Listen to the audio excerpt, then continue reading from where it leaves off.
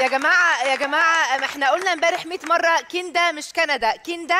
كندا مش كندا. كندا يعني كاف نون دال ت مربوطه. كندا عادي يا جماعه. بقالي انا هنا في مصر تقريبا 6 سنين، ومن اول ما جيت مصر موضوع الاسم ده عامل لي مشكله كبيره في كل حته بروحها. ببقى ماشيه في الشارع، ناس بتقابلني اهلا كندي علوش. يا جماعه كندا طبعا كندي معروف.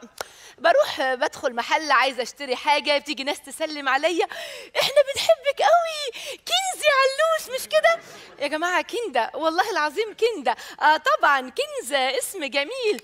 بتعزم عزومه، بروح حفله، تيجي ناس تعرفني على ناس، لا طبعا معروفه الاستاذه هند علوش، لا التانيه الاستاذه هند صبري، انا كندا علوش.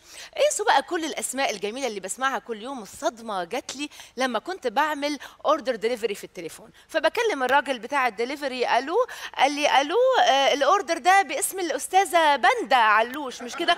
قلت له بندا حرام عليك ليه؟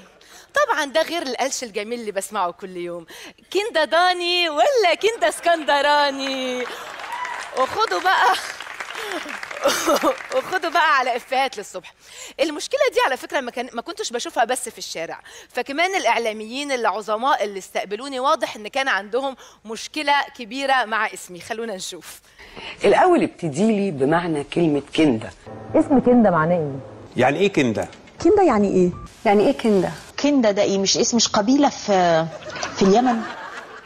أنا آسفة يا جماعة. بصوا أنا هقول لكم للمرة الألف والأخيرة، ويا ريت بعد كده ما حدش يسألني. كندا يعني قطعة من الجبل، يعني حتة من الجبل. طوبة عادي، طوبة علوش، اعتبروني طوبة علوش عادي. طبعا وبعد سؤال الاسم المعتاد اللي بتسأله كل مرة، وبما اني سورية فكل مرة بقابل ناس جداد لازم يقولوا لي انت سورية، يعني اكيد ليكي في المطبخ.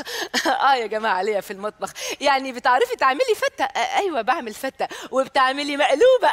ايوه بعمل مقلوبة. وكوبيبة يا جماعة، بعمل كل الاكلات السورية. طب ما عندكيش اخت شبهك؟ لا والله ما عنديش. طب بنت عمة، بنت جارتك، اي واحدة تنفع عروسة؟ اصل عندنا بيقولوا اللي يتجوز شامية يعيش عيشه هنيه. فضل يطلب مني الطلب ده لغايه ما بقيت احس نفسي خطبه، فين ما بروح لازم الاقي عروسه.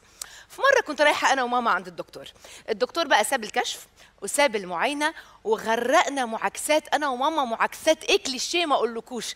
مامتك؟ لا مستحيل. ايوه يا دكتور مامتي دي شكلها اختك الصغيره، مستحيل. والله يا دكتور مامتي لا انتوا بتهزروا. يا دكتور مامتي والله. طبعا، ما هو اللي تخلف بونبونايه لازم تبقى بونبونيره، واللي تخلف ملبسايه لازم تبقى كيس ملبس. خلاص بقى يا دكتور ارحمنا. المره اللي بعدها رحت عند الدكتور لوحدي من غير ماما، لقيت الدكتور اتضايق. ايه في ايه يا دكتور؟ قال لي هي ماما فين؟ قلت له يا دكتور انا اللي عايزه اكشف، ماما مش هنا في سوريا ما جاتش. قال لي طب على سيره ماما كنت عايزه اسالك كده سؤال. قلت له اتفضل يا دكتور. قال لي هو بابا يعني ربنا يخليه لك يعني موجود؟ قلت له موجود. خير يا دكتور؟ قال لي يعني هو وماما قلت له في ايه يا دكتور دي ماما؟ قال لي لا بس اصل ماما اموره. قلت له يا دكتور دي امي. طلع ان الدكتور بيرسم على ماما.